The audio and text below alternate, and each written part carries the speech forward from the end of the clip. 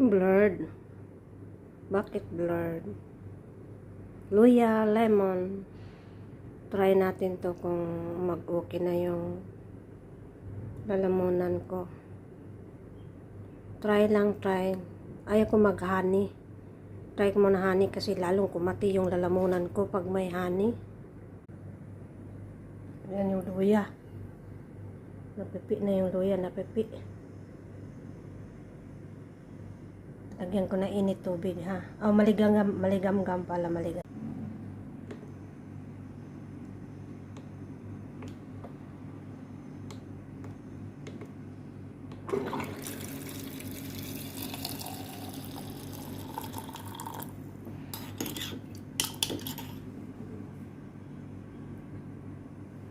Water therapy ang maas.